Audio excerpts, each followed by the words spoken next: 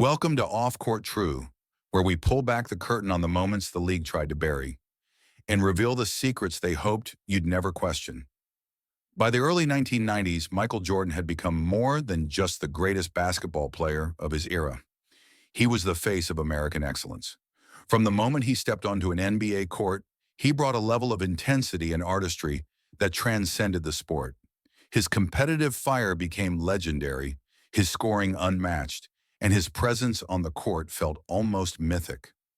Off the hardwood, he embodied a polished, marketable image that corporations adored.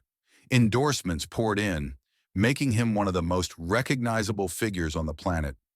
Air Jordan wasn't just a shoe, it was a cultural movement.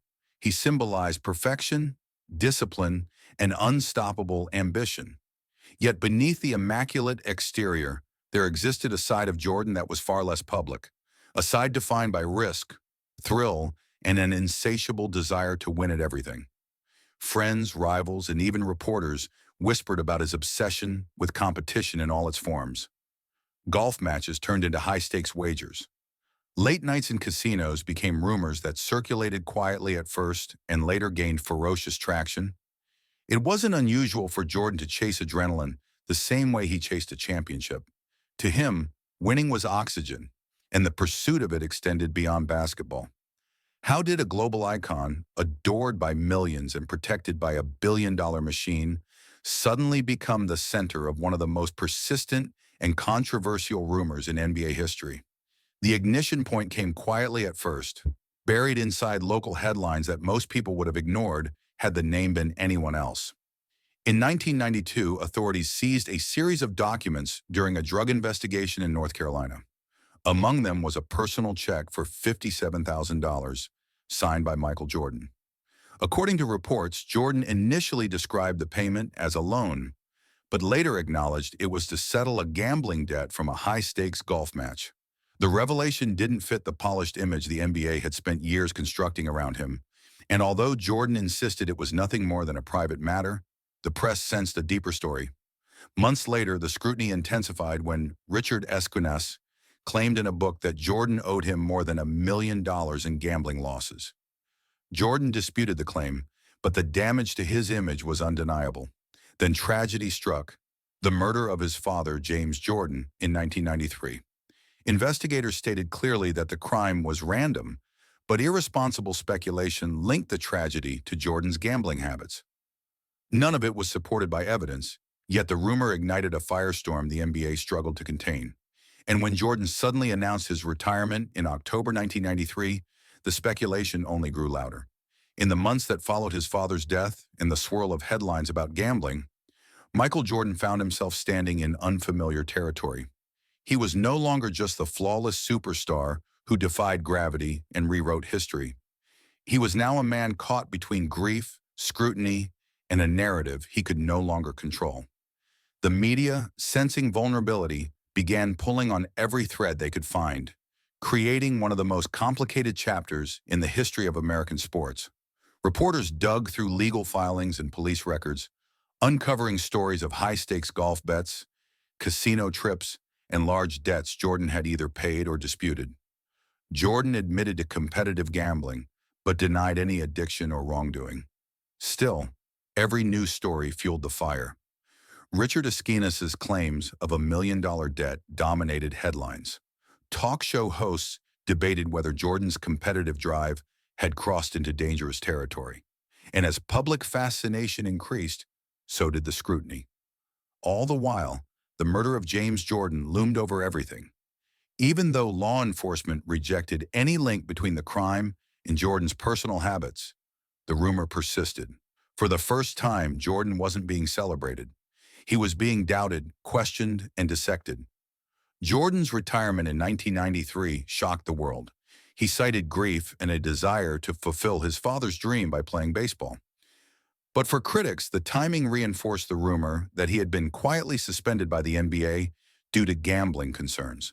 Commissioner David Stern denied this repeatedly, calling the idea absurd. Jordan called it disrespectful.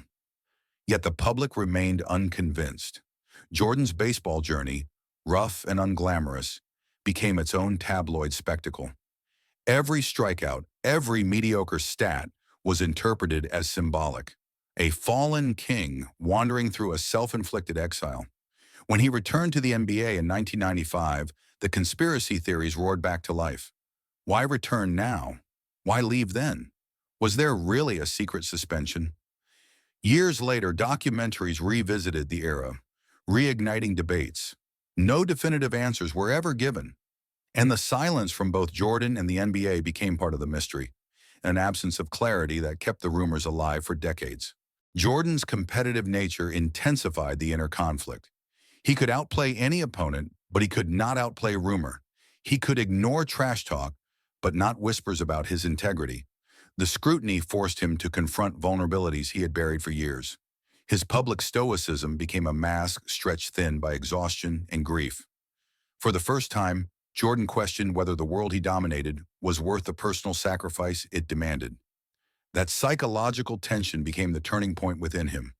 The defining moment didn't happen on a court or in a press room. It happened alone late at night, in a room silent enough for the truth to finally surface. Jordan sat in the darkness, confronting the painful reality that for the first time in his life, he was losing a battle he couldn't control. The rumors, the death of his father, the relentless pressure, the sense that his private life was no longer his own. He felt grief suffocating him. He felt the weight of accusations.